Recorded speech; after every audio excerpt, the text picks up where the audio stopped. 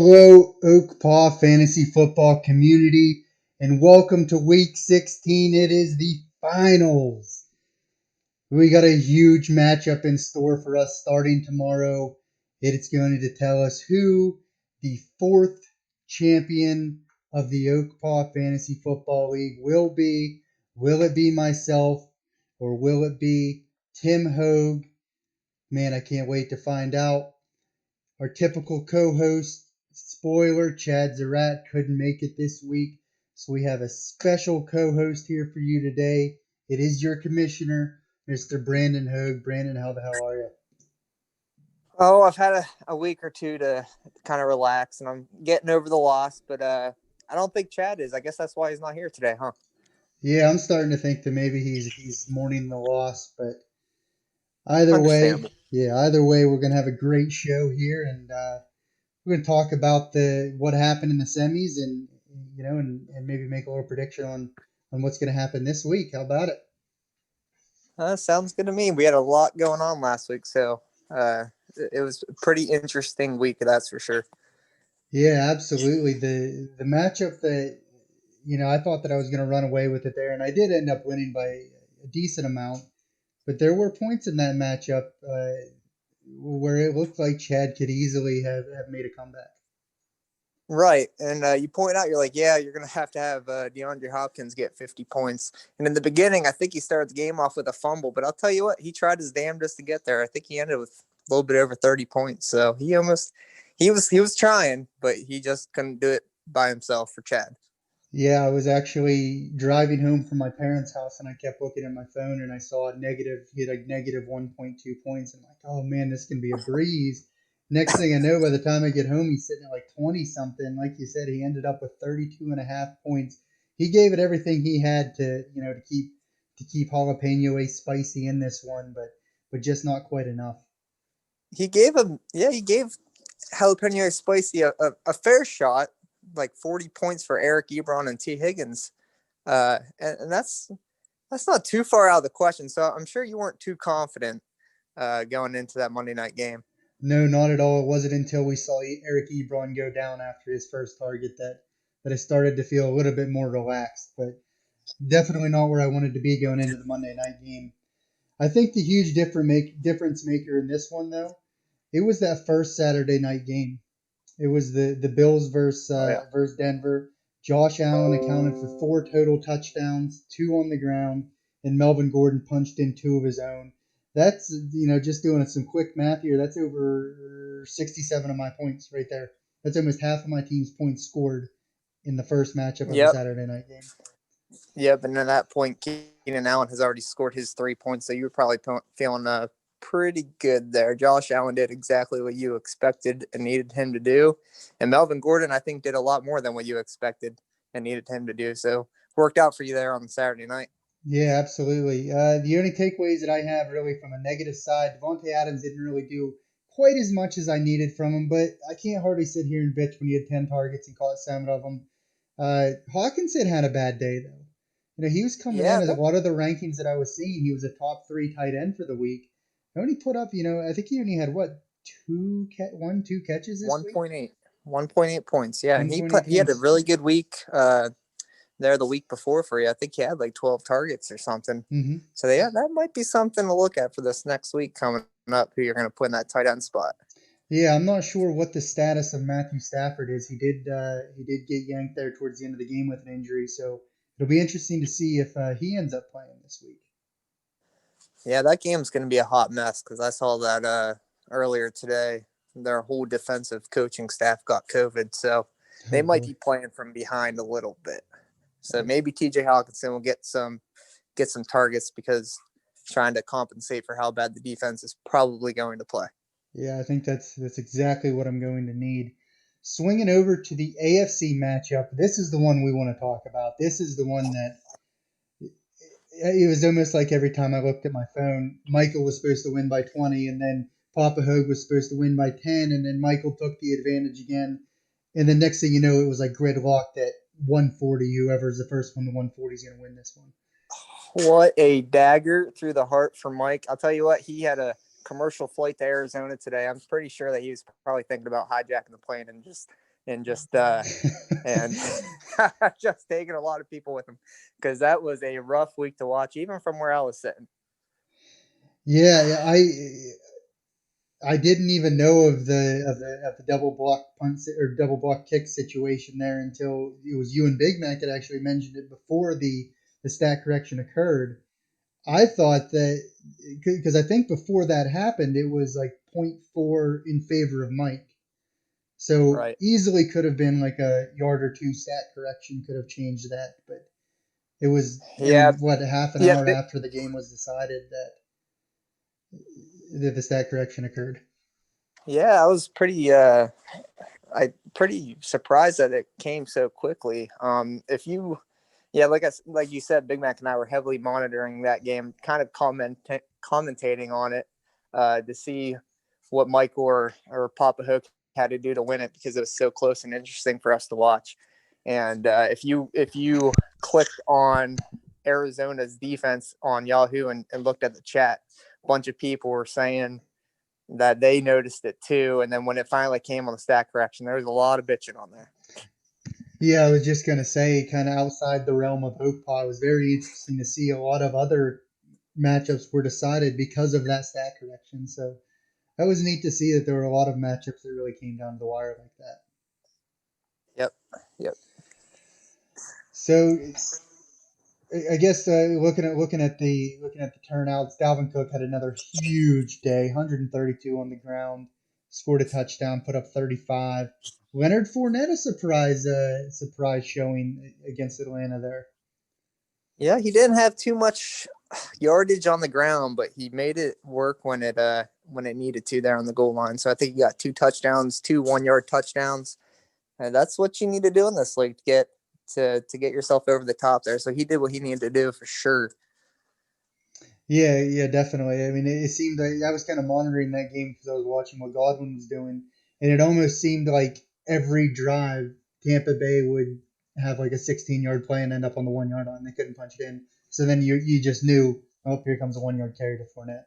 Boom, Yep, he that's punched it exactly in. what you want to see if you're a manager and you have that big running back. See a Yep, pass interference on the 1 yard line or something like that happening, you're feeling pretty good. yep. Kyler Murray had a very nice day. Definitely kept. I think Michael was scheduled to lose prior to that matchup, or prior to the Arizona Philadelphia game. Kyler with 406 pass yards, 3 passing touchdowns, and a rush TD. Definitely kept things interesting. Yeah, and then on the other side, you had Jared Goff, who had a terrible first half. You had Kyler Murray, who had almost 20 points in the first quarter. You had Jared Goff on the other side, who I think had negative points going into the half, just like Ben Roethlisberger. So there was some concerns there. He ended up pulling 15 points off in the second half, which is a good game, a good half, and that's ultimately what got Papa Hogue to win the game by 2. Yeah, that's kind of talking about Jared Goff is kind of going to segue into a little bit of a conversation that we'll have when we talk about the finals, because I do believe he is in the starting lineup for Papa Hogue for this Mm-hmm. coming week. But we'll talk about that. Um, anything else you have on that semifinal matchup? No, not too much. The game would have been easier for Papa Hogue if Traquan Smith didn't go out. I think in the first quarter he had 1 catch, which the 1 catch was 4 points. That's good for the win there, but he could have felt a little bit better if Traquan was out there the whole game. But besides that, nope, I don't got too much. Awesome, awesome. So one takeaway that I had just kind of um, looking at the total scores, I guess, of those semifinal matchups between myself, Papa Hogue, and Michael, the difference was about 4 points between the three of us. Yep. So I mean, between Papa Hogue and I was 3.2 point difference. So man, if that is foreshadowing what we're gonna see here in the finals, it could be an intense few days for the two of us. I think that's what we're going to see. I think it's going to be mighty close. These are the two arguably best teams from the AFC and the NFC. I think going head to head, it's going to be interesting, and only one person's going to get their name on that beautiful shiny plaque. That's right. That's right. So before we jump into the championship matchup, we will touch base real quick on them. We do have a third place matchup. There's a little bit of money on this one, a little bit of implication. So we'll talk on it briefly. We have the runner up in the AFC, Michael Morgan, versus the runner up in the NFC, Jalapeno Spicy Chad. Any takeaways from this one? Uh, I think only one person out of this matchup had a pickup. It was Chad. Didn't he pick up a tight end or something? Because Eric Hebron's questionable. Yeah, I Yeah, think he took he Schultz. picked up Schultz, which was a decent pickup. What's that? It was a decent pickup, I'd say. Yeah, it's not a bad pickup. I think Papa Hoke said that he wanted him, or he might have been just messing with Chad there, saying it was a bad pickup. I can't really tell his sarcasm sometimes because he's old. But yeah, looking at this matchup, I don't think Chad really has a chance with those. Like I said last week, with those running backs, um, Jeff Wilson and Sony Michelle. It's going to be tough when you're up against Chris Carson, Kenyon Drake, and Kareem Hunt. Those and Dobbins, who he currently has on the bench right now, but I guess he has Kareem Hunt starting because they're playing the Jets. But yeah, Chad has a problem where he doesn't have people to fill in his running back spot. And then you got Morgan on the other side who has too many running backs, good Mhm. running backs to pick from. So I think that's telling what's going to happen right there. Yeah, I'm definitely with you on that. Keenan Allen still with that questionable tag. He might come in less than 100% again, which it could end up in one of those situations where he's on a snap count yet again. Jeff Wilson, he did end up getting several carries there towards the end of the game when Mostert got hurt. Um, but he actually looked to have got shaken up a little bit just before that Hail Mary at the end of the game. Sony Michelle has a tough matchup against the Buffalo defense. It looks like it's supposed to rain, which could lead to more carries, but I'm not really expecting much efficiency out of him.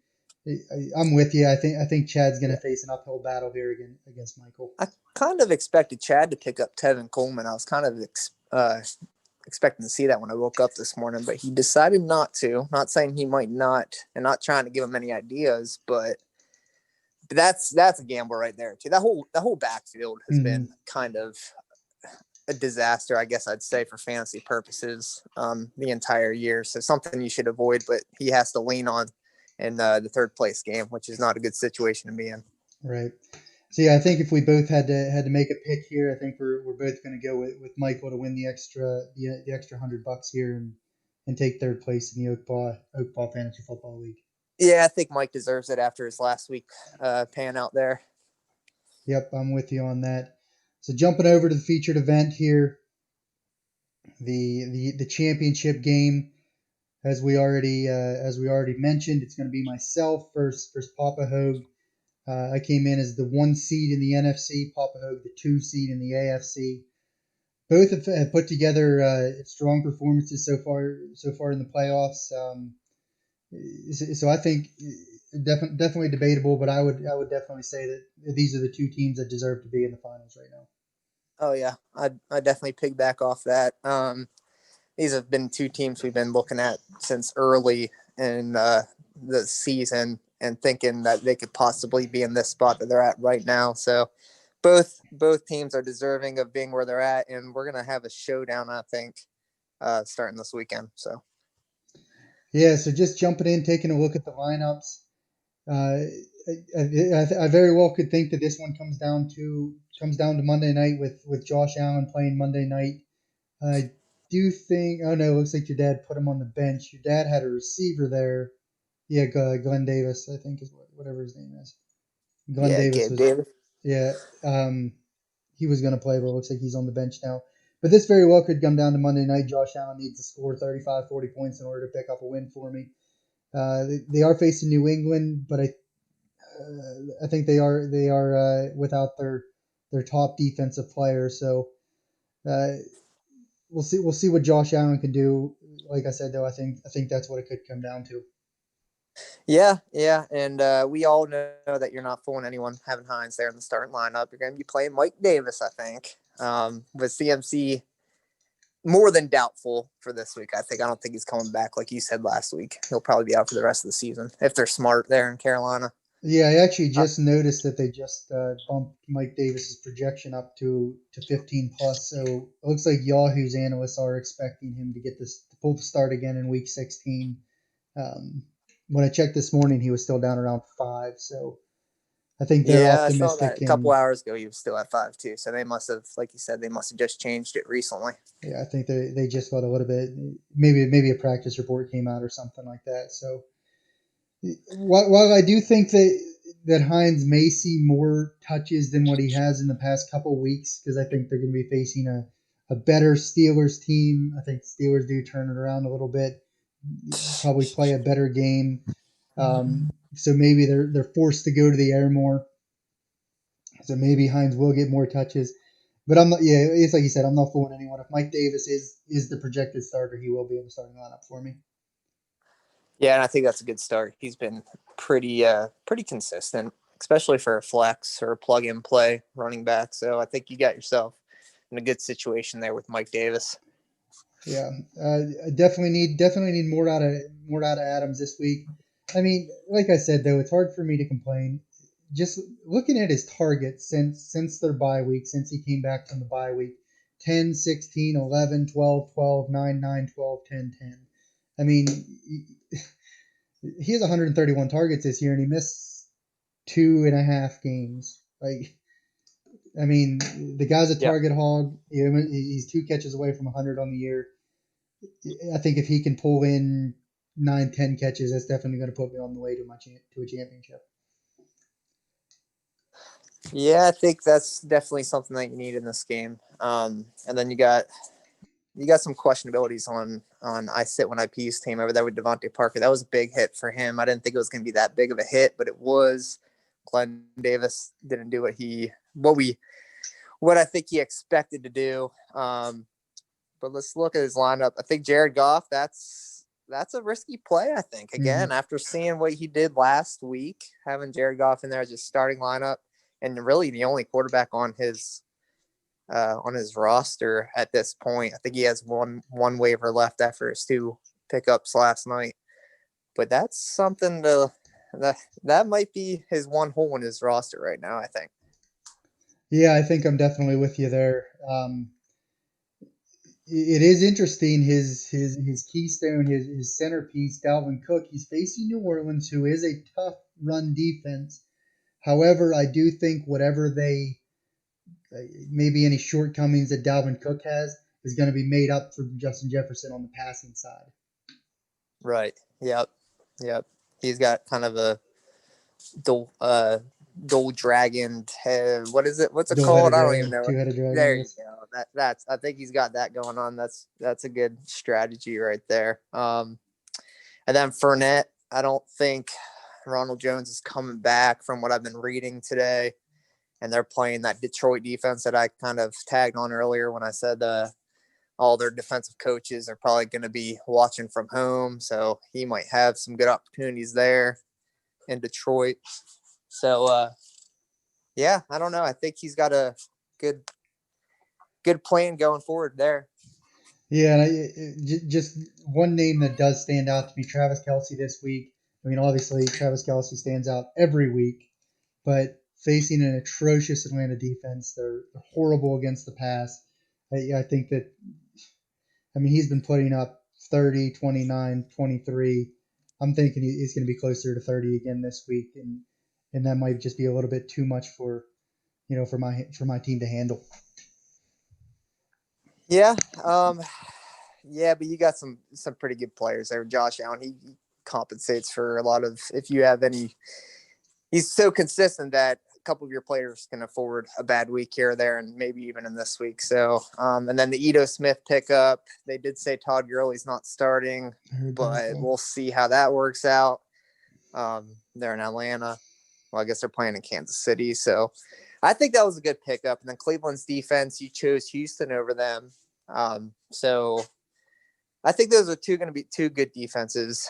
You could have been good with either one, I think. So, yeah, I don't know. It's going to be a close matchup. I don't even know if I want to pick one out of the two Well, because I don't think I unfortunately for can. you, I'm not going to let you out of here without making a pick, and we will try to wrap this thing up. So, just looking at it from what we've discussed, who is your 2020 OKPA Fantasy Football Champion? Oh boy, put on the spot. Looking at the rosters right now today, and I'm gonna assume you're gonna put Mike Davis in. I will be I'm gonna putting, assume if he you are. starts, and I'm assuming that he will, then I will be starting him, yes. If I'm looking at the teams right now, I am going to say that Redden, you might have a win here. Looking at the rosters, I think I think your team has him by a little bit. I'm not going with Yahoo's projections here. Um, it's just that Tim's team, his players, some of them are boom or bust. If they're on the boom, he's probably going to win. If they're on the bust, then he's not. That's all I can say. It looks so close. It's going to be such a good matchup, I think. But I think this week that you might have your name on the plaque for the first time. Wow, that gave me goosebumps just hearing it. I'll tell you that. Um, Well, when don't let it get to your head too much. I'm still going to talk a lot of crap. No, absolutely won't. Yeah, I've been thinking about it a lot so far this week, and I'm sure I don't think nobody's playing tomorrow, but I'm sure once Saturday. Oh no, we have Friday night games. So once Friday Yeah, we hits, got Friday night, yeah, we have Christmas games. So once Christmas Friday Day. hits, it might ruin my whole entire Christmas. There might be a lot of eggnog being drank, if you know what I mean. Yeah, I just think Mike Davis getting plugged in was huge for you. And then Devontae Parker, I'm not sure about. If he's out, that's going to be tough on Papa Hogue's team to fill in there. And then because he can't put Ito Smith up there, he picked up a running back. He can't put a running back in a wide receiver spot. So who's he going to put there? Alan Lazard, maybe he learned his lesson not putting Glenn Davis or Gabe Davis in this week. And maybe he'll choose Lazard this week. But just because of that one little situation Papa Hogue's in, I'm gonna I'm gonna say that you're probably gonna win. That's just what I'm thinking. Just looking right now. It's gonna be close though. Yeah, I definitely think it's gonna be a close one. I actually just plugged Mike Davis in just to see Yahoo's projection. He's only a I see it. 1.8 point favorite now, so I think we're gonna have a good one on our hands this week, OakPaw community. That's our final show of the year. We might do another show next week just to recap this one, but we'll see. Um, there you have it. That's our final show for the playoffs. Definitely a big matchup coming up, and we appreciate you tuning in, and we'll see you soon.